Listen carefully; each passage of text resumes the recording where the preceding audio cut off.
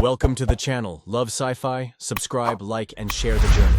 Captain Jake Morrison stood before the towering obsidian gates of the Galactic Council chamber. His dress uniform crisp despite the 3-month journey from Earth. The weight of representing humanity for the first time pressed against his shoulders like the gravity of a neutron star. Behind him, his diplomatic escort, Commander Lisa Park and Chief Engineer Tom Bradley, maintained stoic expressions that barely concealed their own nervous energy. The chamber doors groaned open with a sound that seemed to echo through millennia. Inside, representatives from 47 different species occupied tiered seating that spiraled upward into shadows. Each delegation bore the marks of evolutionary paths spanning millions of years. The crystalline Veltar, whose bodies refracted light into rainbow patterns, the gaseous Nethrim floating in containment suits, and the ancient Kodari, whose wrinkled faces spoke of wisdom accumulated over geological ages. At the chamber's center sat High Arbiter Vex, a being whose species had achieved interstellar travel when Earth's continents were still forming. His 6 eyes focused on the human delegation with what Jake interpreted as barely concealed disdain. "The Council recognizes the species from Sol 3, Vex announced, his voice carrying the weight of eons. "You may present your petition for provisional membership." Jake stepped forward, his boots clicking against the polished floor. "Honored Council, humanity requests entry into the galactic community. We offer our unique perspectives, our innovative technologies, and our commitment to peaceful cooperation among the stars." A ripple of what could only be described as amusement passed through the assembled delegates. The Thurgan representative, a massive bear-like creature whose species had conquered 14 star systems, let out a deep, rumbling laugh. "Innovative technologies? Your species has barely mastered fusion drives. Your homeworld has existed for a mere 4.5 billion years. A cosmic blink." High Arbiter Vex raised a hand for silence. "The human delegation presents an interesting case. Your species shows promise, but your civilization is young, impetuous. You've had interstellar capability for less than a century. The youngest, current member of this council achieved such capability over 50,000 years ago." Commander Park stepped forward. "With respect, Arbiter, age doesn't necessarily correlate with wisdom or capability. Our species may be young, but we've overcome challenges that might have destroyed others. We've survived ice ages, asteroid impacts, and our own nuclear age." "Survived by accident," interjected the Veltar delegate, her crystalline form pulsing with dismissive light patterns. "Your species nearly destroyed itself multiple times. This council values stability, not the reckless aggression of youth." Chief Engineer Bradley couldn't contain himself. "Reckless? We've unified our planet, eliminated poverty, and developed sustainable technologies that have restored our biosphere. In the past century alone, we've made leaps that took other species millennia to achieve." The chamber fell silent. Jake sensed he was losing ground. These beings saw humanity as children playing with dangerous toys, unworthy of joining their ancient club. High Arbiter Vex consulted a holographic display that materialized before him. "The council will deliberate. However, there is a matter of some urgency that may provide an opportunity for your species to demonstrate its worth." A 3-dimensional star map appeared above the chamber's center. A section in the Orion arm pulsed angry red. "Pirates," Vex continued, "calling themselves the Crimson Fleet, have been disrupting trade routes and raiding merchant vessels. They've established a stronghold in the Kepler 442 system. Our regular forces have been unsuccessful in dealing with this threat. The pirates employ guerrilla tactics and show no regard for the accords of civilized warfare." Jake felt his pulse quicken. This was it. Their chance to prove humanity belonged among the stars. "The council proposes a trial," Vex declared. "Eliminate this pirate threat, and humanity will be granted provisional membership with full voting rights. Fail, and your species will be barred from council territories for 100 years. The weight of decision pressed down on Jake's shoulders. Behind him, he felt his team's tension, but also their determination. Humanity had always risen to meet impossible challenges. "We accept," Jake said, his voice carrying across the ancient chamber. As the human delegation was escorted out, Jake caught fragments of whispered conversations in a dozen alien languages. The word that kept recurring, translated by his neural implant, was the same in every tongue: Foolish. They would see just how foolish humanity could be. The ESS Defiance dropped out of hyperspace at the edge of the Kepler 442 system. Her hull, scarred from a dozen previous battles but her weapon systems humming with deadly potential. Captain Jake Morrison stood on the bridge studying the tactical display as sensor data flowed in. What he saw made his jaw clench. "Captain," reported Lieutenant Alex Rivera from the sensor station, "I'm reading debris fields from at least 12 merchant vessels. Fresh signatures. These attacks happened within the last week." "Any survivors?" Jake asked, though he already suspected the answer. "Negative, sir. The pirates aren't taking prisoners." Commander Park materialized beside him, her expression grim. "Intel was right about their base. There, asteroid field at the system's edge. I'm detecting modified freighters, patrol boats, and... Christ, is that a battle cruiser?" The main screen focused on a massive vessel lurking among the asteroids. Its hull bore the scars of battle and modification, with weapon ports cut into what had once been cargo bays. The ship's blood-red markings identified it as the flagship of the Crimson Fleet. "The Blood Harvest," Chief Bradley confirmed from his engineering station. "Former Qadari heavy cruiser, stolen during a raid 5 years ago. They've been upgrading her ever since." Jake studied the tactical situation. The pirates had chosen their position well. The asteroid field would make conventional attack runs difficult, and their modified vessels were designed for hit-and-run tactics rather than honorable combat. "Sir," Rivera called out, "incoming transmission. It's from the pirates." The main screen flickered, revealing the scarred face of a human male. Jake's blood ran cold as he recognized the features. Definitely Terran, but wrong somehow. Enhanced. "Modified. Well, well," the pirate captain sneered, his voice carrying an odd mechanical undertone. "Fresh meat from Earth. I'm Captain Rex Morgan, formerly of the Earth Defense Force, until I learned that honorable service gets you nothing but a shallow grave." "You're human," Jake stated, struggling to process this revelation. Morgan laughed, a sound devoid of warmth. "Was human. Now I'm something better. Stronger. The galaxy showed me what mercy gets you. Nothing but contempt from species that see us as barely evolved apes." His face twisted with bitter rage. "So I decided to show them what this young species is really capable of." "You're a traitor to your own kind." Commander Park stepped into view, her voice cutting. "I'm a realist," Morgan shot back. "You think that Council respects us. They're using you as expendable cleanup crew. When you fail, and you will fail, they'll point to humanity's defeat as proof that we don't belong among the civilized races." Jake felt his crew's tension spike. The pirates' words carried an uncomfortable grain of truth. "Maybe," Jake replied, "but at least we'll fail with honor intact." Morgan's expression darkened. "Honor? I'll show you what your precious honor is worth." The transmission cut. Immediately, alarms began blaring across the bridge. "Multiple contacts launching from the asteroid field," Rivera reported. 16 vessels, various classifications. They're spreading out to surround us." Jake moved to his command chair. This was exactly what the Galactic Council's forces had faced. An enemy that refused to fight fair, that struck from multiple angles simultaneously. "Battle stations," he ordered. "All hands, prepare for combat." The Defiance shuddered as the first wave of pirate vessels opened fire. Their weapons were a hodgepodge of stolen technology from a dozen different species, creating a chaotic light show as energy beams, plasma bolts, and kinetic projectiles converged on the Earth ship. "Shields at 80%, Bradley reported. "These guys hit hard. Return fire," Jake commanded. "Target the lead raiders. Make them pay for every shot."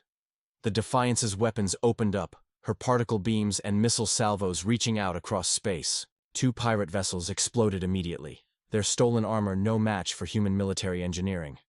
But the pirates adapted quickly, using the asteroids as cover while continuing their harassing attacks.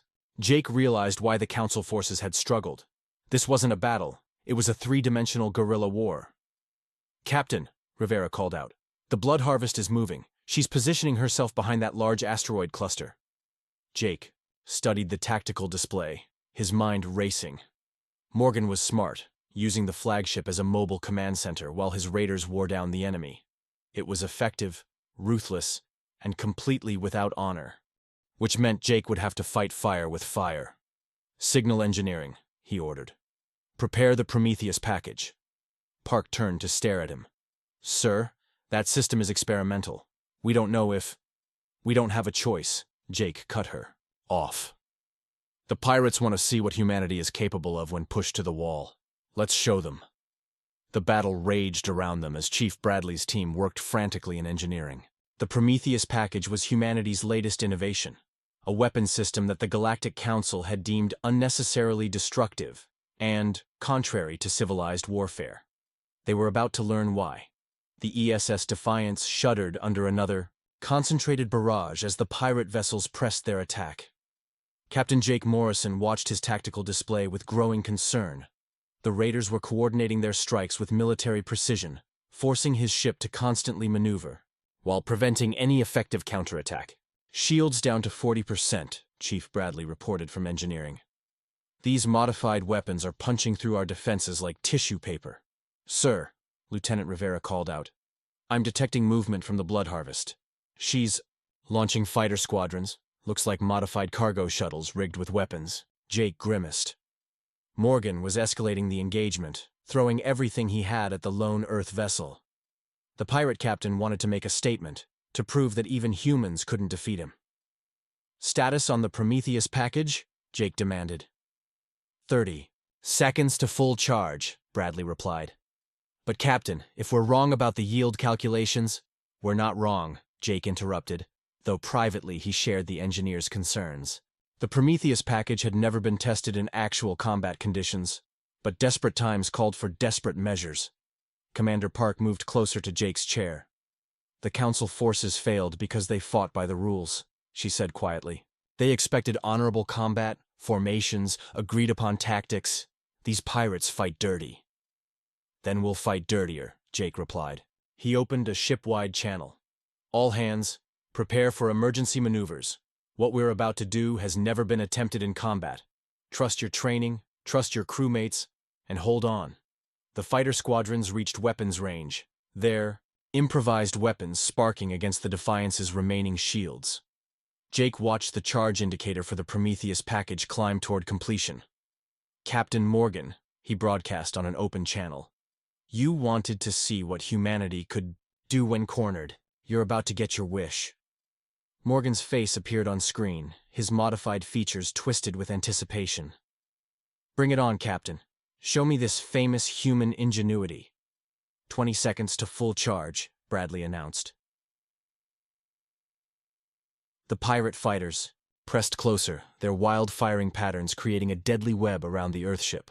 Several impacts penetrated the failing shields, causing minor hull breaches that emergency teams rushed to seal. 10 seconds, Bradley called. Jake's finger hovered over the firing control. Around them, space blazed with weapons fire from 16 different pirate vessels, all focused on the single Earthship. The Blood Harvest loomed in the distance, its massive bulk a reminder of the overwhelming odds they faced. 5 seconds. 4, 3, 2, 1. Package ready. "Fire!" Jake roared. The Prometheus package unleashed humanity's newest innovation in space warfare. Not a single devastating weapon, but a coordinated system that reflected human tactical thinking. Dozens of micro-missiles launched simultaneously from concealed ports across the Defiance's hull. Each missile carried not explosives, but sophisticated electronic warfare packages and gravity manipulation devices. The missiles spread throughout the battlefield in a pattern that seemed random but was carefully calculated. When they reached predetermined positions, they activated simultaneously. Suddenly, every pirate vessel found its sensors flooded with false contacts, its targeting systems scrambled, and its navigation computers reporting impossible gravitational readings. The carefully coordinated pirate attack dissolved into chaos as ships fired at phantom targets and collided with asteroids their sensors insisted weren't there. But the real surprise came next. Phase 2, Jake announced. The gravity manipulation devices activated in sequence, creating artificial gravity wells throughout the asteroid field. Suddenly, the rocks that had provided cover for the pirates became weapons as gravitational forces shifted and asteroids began moving in impossible directions. The pirate fighters, caught completely off guard, found themselves swept up in a gravitational maelstrom. Half of them were crushed against asteroids that suddenly accelerated toward them. The others spun helplessly as their instruments failed to make sense of the chaotic gravity fields. "What the hell?" Morgan's voice cut across communications before dissolving into static as his flagship's sensors struggled to process the impossible readings.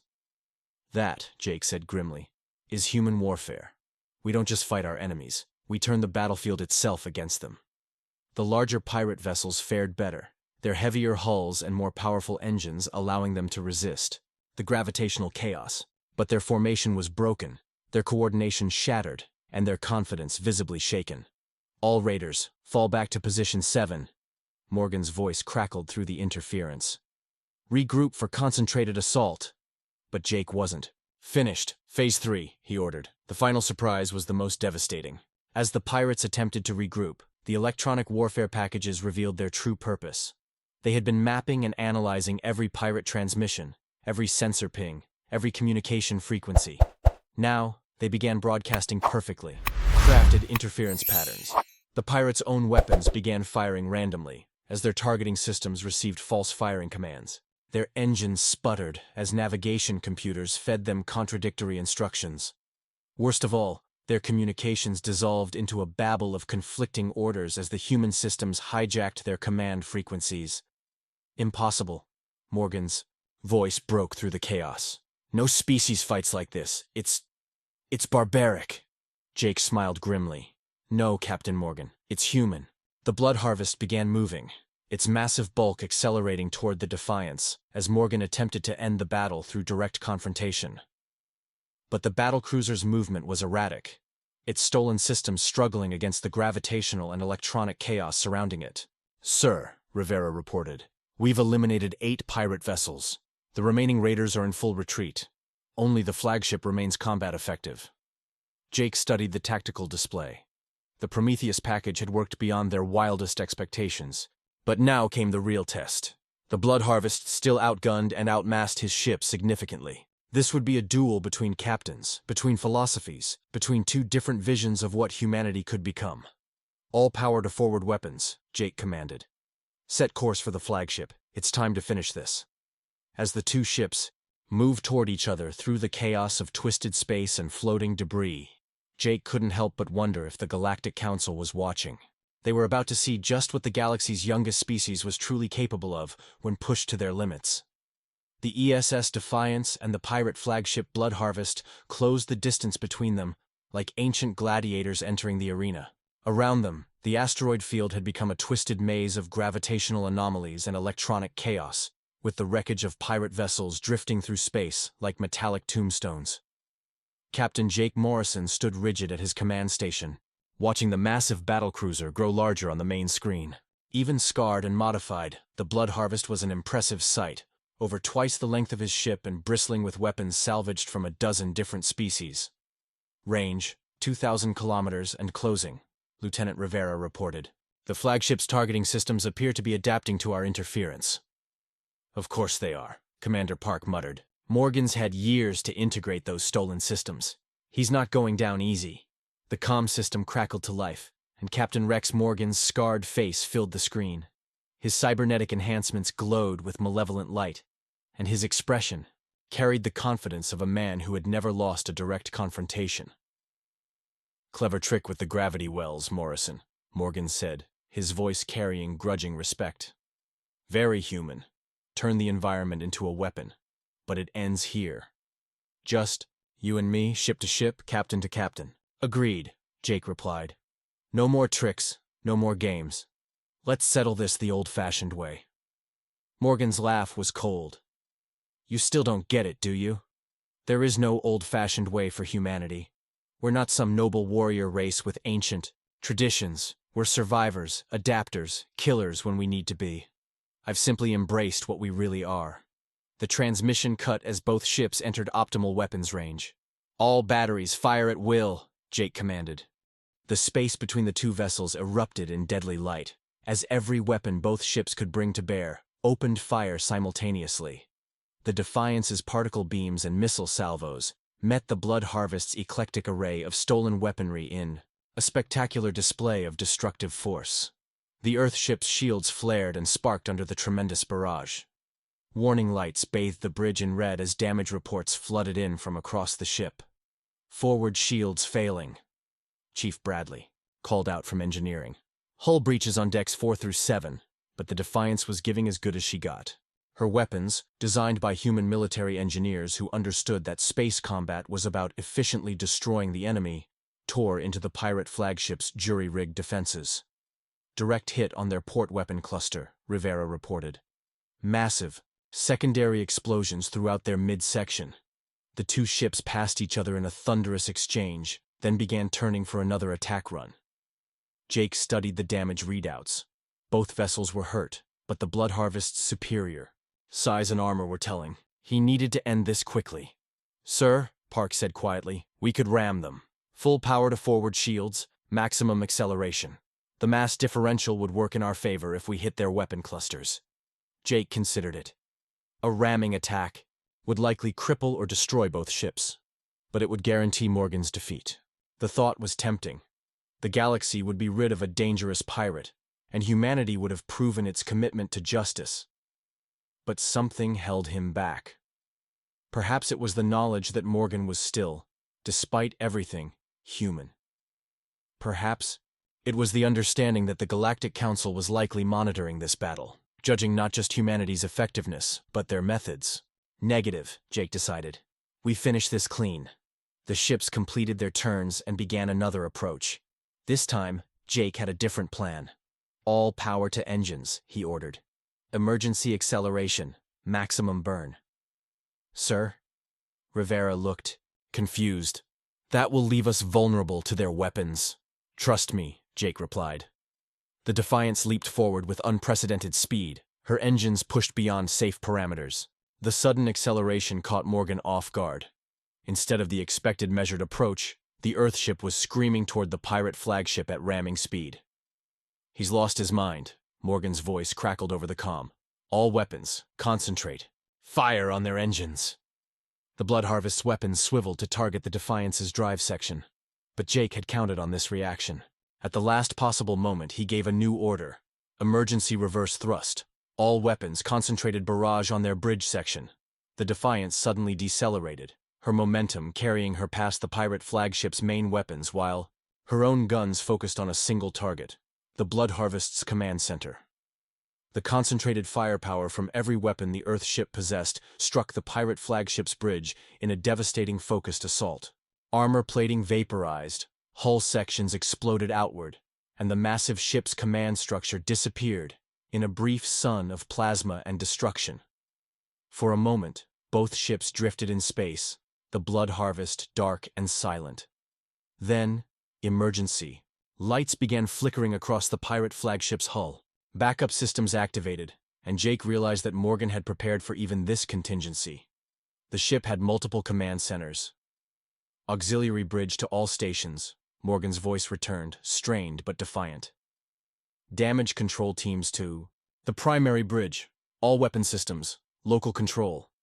But something had changed in the pirate captain's voice. The confident arrogance was gone, replaced by something Jake recognized. The desperate fury of a cornered animal. "You want to see what humanity is really capable of?" Morgan snarled. "Fine. All hands, prepare for ramming speed if I'm going. Down. I'm taking you with me." The Blood Harvest began accelerating toward the Defiance, her massive bulk building momentum for a collision that would destroy both vessels.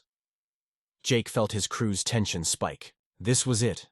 The moment that would determine not just the outcome of the battle, but perhaps humanity's future among the stars. "Sir?" Park said quietly. "We could still escape. Emergency jump to hyperspace." Jake shook his head. "No. We end this.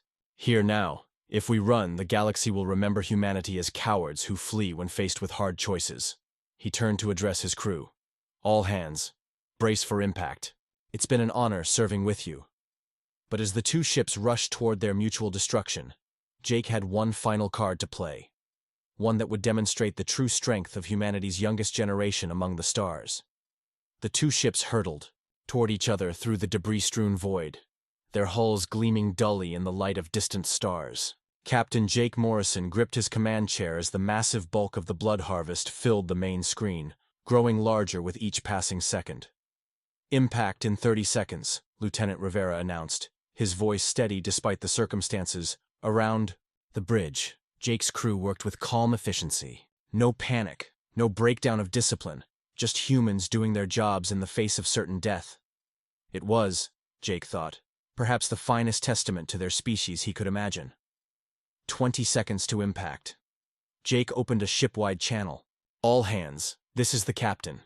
In 10 seconds, I want every soul on this ship to remember that we came here not for glory, not for conquest, but to prove that humanity deserves its place among the stars. Whatever happens next, we've shown them what we're made of." 10 seconds. Jake's finger moved to a control he had hoped never to use, the manual override for the ship's fusion reactor. Not to cause an explosion, but to trigger an emergency core. A rejection that would rob the ship of power but might, just might, provide enough of a distraction to— "Wait." Chief Bradley's voice cut through the tension. "Captain, look at the flagship's engine signature." Jake's eyes snapped to the tactical display. The blood harvest's acceleration was faltering, her engine sputtering with irregular power fluctuations. "Their fusion system is destabilizing," Bradley continued. "The damage to their primary command center must have disrupted their reactor controls." On the main screen, Jake could see the pirate flagship beginning to list to starboard, her momentum carrying her past the Defiance's position. The collision course was deteriorating as the larger ship lost attitude control. 5 seconds. Impact. "Trajectory changing," Rivera reported. "They're going to miss us by less than 50 meters. The blood harvest roared past the Earthship, her scarred hull so close that Jake could see individual weapon ports and hull patches. The gravitational interaction between the two vessels sent both ships spinning, but they remained intact. All— "Stop," Jake ordered. "Damage control teams, report status." As his crew worked to stabilize their ship, Jake watched the pirate flagship struggle with her failing systems. The blood harvest was dying, her fusion signature was becoming increasingly erratic, and atmosphere was venting from multiple hull breaches. "Captain Morrison." Rex Morgan's voice crackled over the comm, barely audible through static and interference. The pirate captain's face appeared on screen, blood streaming from a head wound, his cybernetic enhancement sparking and failing. "It's over, Morgan," Jake said quietly. "Surrender now, and I'll take your crew aboard. No one else has to die." Morgan laughed, though it turned into a coughing fit. "You still don't understand, do you? This was never about winning or losing. This was about showing the galaxy what humanity becomes when we stop pretending to be civilized." "You're wrong," Jake replied. "This battle showed the galaxy exactly what humanity is. Not just capable of violence, but capable of choosing when to stop. We could have destroyed each other, but we didn't. That's not weakness, Morgan. That's strength." The pirate captain's expression grew distant. "Maybe you're right. Maybe I've been so focused on proving we're not weak that I forgot what strength actually looks like." He paused, looking directly at Jake through the screen. "There are 17 other humans in my crew, former military, all of them. They followed me because they thought I had answers. They can still choose a different path," Jake offered. Morgan nodded slowly. "Captain Morrison, my reactor is going critical. I can't stop it. Too much damage to the control systems. But I can still choose how I die." His voice grew stronger. "All hands, this is Captain Morgan. Abandon ship immediately. That's an order." Jake watched the tactical display as escape pods began launching from the dying flagship. 17 pods. Morgan had been telling the truth about his human crew.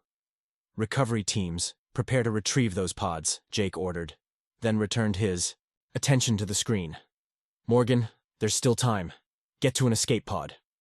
The pirate captain shook his head. "This is my ship, Captain. I've made my choices, and now I live with the consequences. Or die with them." He straightened in his command chair, and for a moment, Jake saw not the scarred, enhanced pirate, but the Earth Defense Force officer Morgan had once been. "Tell the Council," Morgan said, "that humanity's greatest strength isn't our weapons, or our tactics. It's that we never stop choosing who we want to be, even when the galaxy tells us what we are." The transmission cut just as the blood harvest's fusion reactor finally lost containment. The massive ship disappeared in a brief, brilliant star that outshone the local sun for several seconds before fading back to darkness. Jake stood in silence, watching the expanding cloud of plasma and debris that had once been a ship and a man who had lost his way among the stars. "Sir," Rivera reported quietly, "all escape pods recovered. The pirates, they're requesting permission to enlist in Earth Defense Force." Jake nodded. "Granted. They've earned a second chance." He turned to Commander Park. "Signal Earth Command. Mission accomplished. The Crimson Fleet has been eliminated." "And the Council?" Park asked. Jake looked at the tactical display showing the wreckage of the pirate fleet scattered throughout the asteroid field. Humanity had won, but at a cost. They had proven they could fight, but more importantly, they had proven they knew when to show mercy. "Signal the Galactic Council," Jake said. "Tell them humanity is ready for our evaluation." As the ESS Defiance began her journey back to Council space, Jake couldn't shake the feeling that the real test was just beginning. They had eliminated the pirates, but had they done so in a way that would earn the respect of species who had been watching humanity's every move? The answer would determine whether Earth's children would take their place among the stars or remain forever on the outside looking in.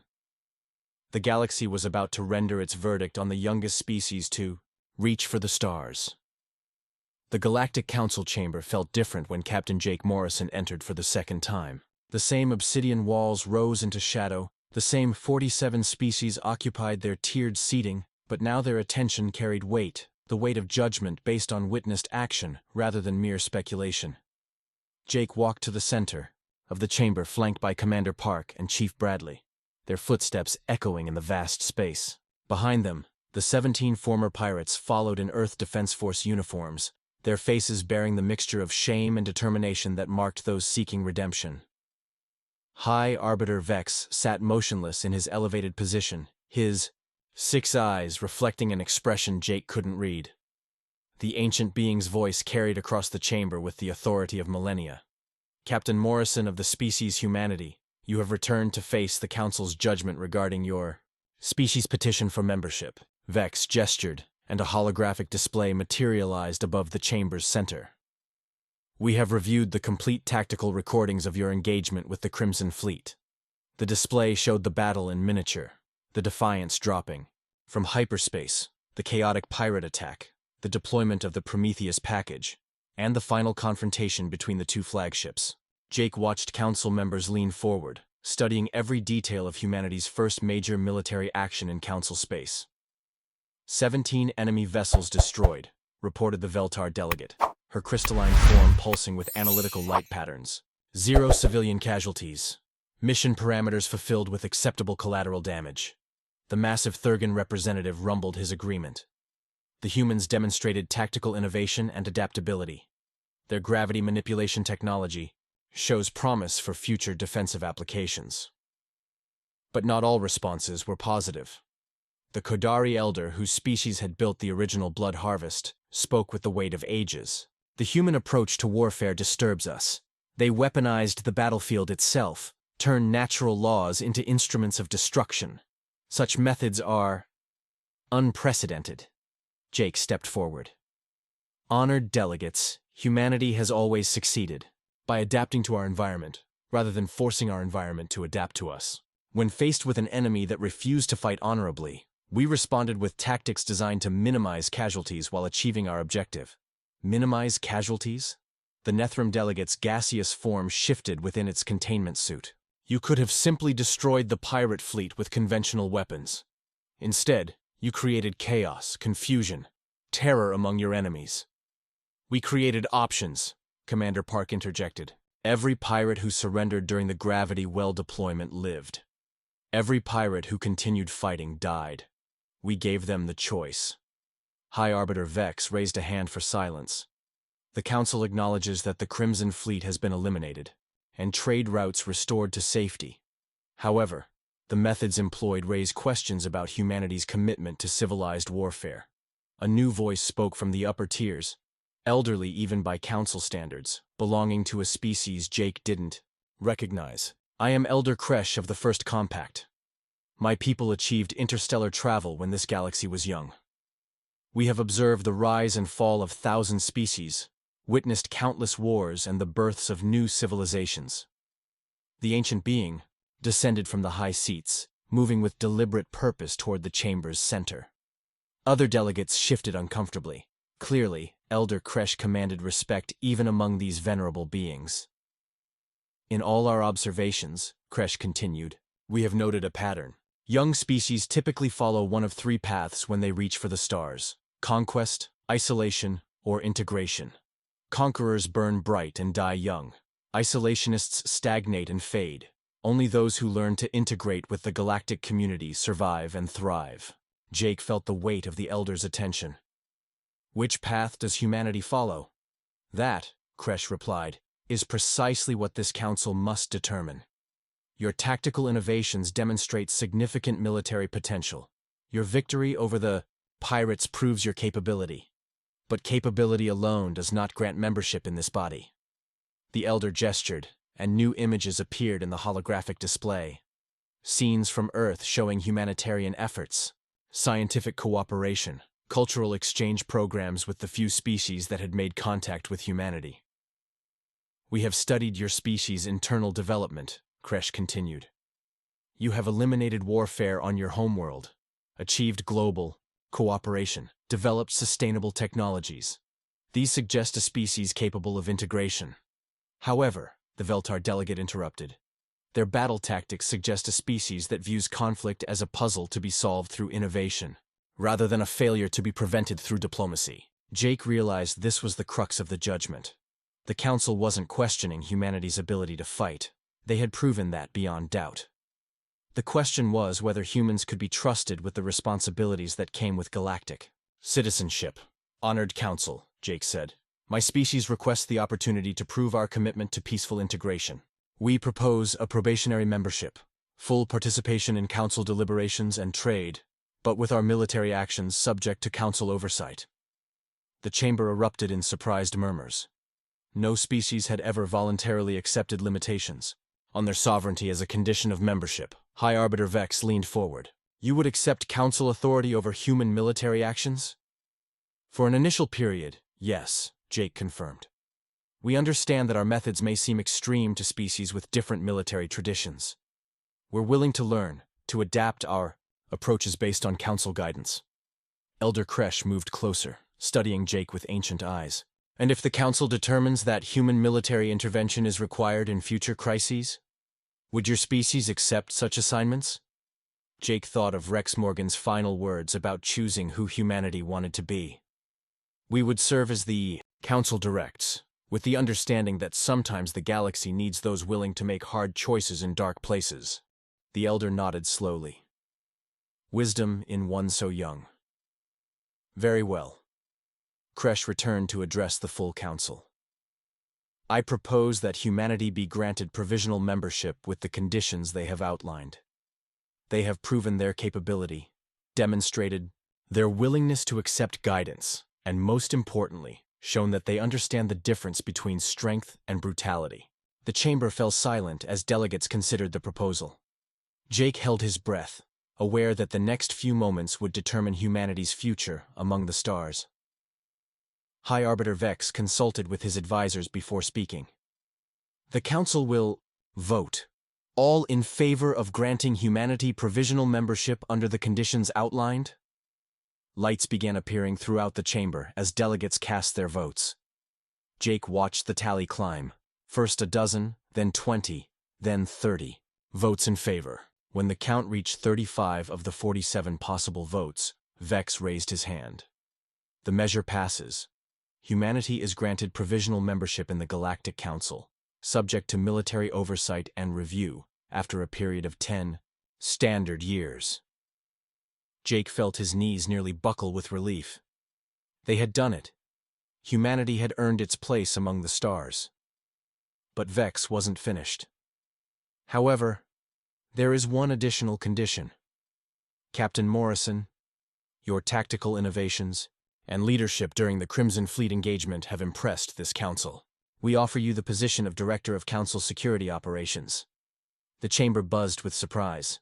The position had never been held by a member of such a young species. You would be responsible for coordinating responses to future threats, working with all member species' military forces, and serving as the Council's primary strategic advisor on matters of galactic security. Jake looked at his crew, seeing pride and encouragement in their faces.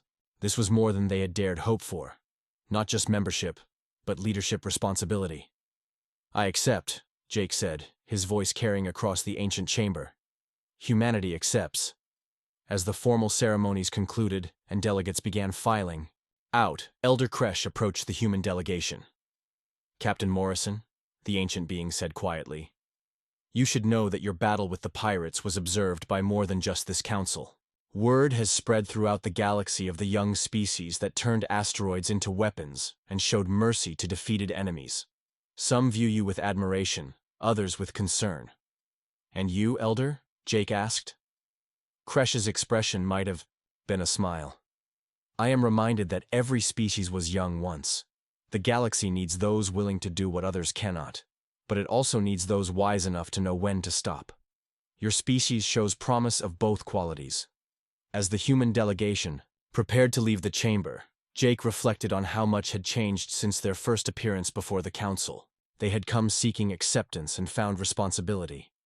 They had proven their strength and discovered their place. But as Elder Kresh had warned, the galaxy now knew about humanity. The real test would be how Earth's children handled the challenges that would surely come. Challenges that would test not just their tactical abilities, but their wisdom, their compassion, and their commitment to the ideals they claimed to represent. The youngest species in the galaxy had taken their first steps toward maturity among the stars. 6 months after humanity's acceptance into the Galactic Council, Director Jake Morrison stood in the newly constructed human embassy on Nexus Prime, the Council's administrative capital. Through the transparent aluminum windows, he could see ships from dozens of species arriving and departing from the massive orbital platform that served as the galaxy's diplomatic heart. His new office reflected humanity's unique position, traditional council furnishings blended with Earth designs, while holographic displays showed real-time security updates from across known space. The weight of responsibility sat heavily on his shoulders as he reviewed the morning's intelligence reports. "Sir," Lieutenant Rivera, now promoted to commander and serving as Jake's aide, entered with a data tablet. "We've received 3 requests for human military assistance in the past week alone." Jake reviewed the requests with growing concern. The Outer Rim colonies were reporting increased pirate activity. The Trade Federation needed escort ships for a diplomatic mission through contested space. Most troubling, 2 minor species were requesting human mediation in a territorial dispute that threatened to escalate into open warfare. "Word has definitely spread," Jake muttered. 6 months ago, nobody knew we existed. Now everyone wants to hire the humans who defeated the Crimson Fleet. Commander Park entered the office, carrying her own collection of reports.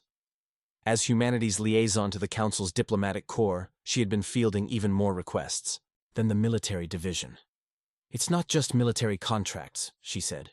"Half the species in the Council want to establish trade agreements with Earth.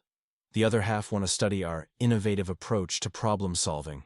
We've gone from unknown quantity to the galaxy's newest obsession." Before Jake could respond, an urgent chime indicated a priority communication.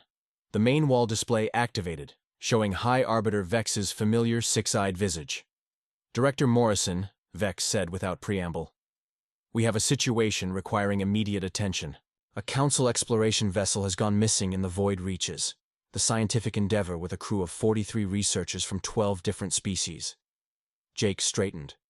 The Void Reaches were largely unexplored space beyond the galaxy's outer spiral arms, dangerous territory where few ships ventured. "Their last transmission reported contact with an unknown artificial construct," Vex continued. "All attempts at communication have failed. The Council requests human assistance in mounting a rescue operation."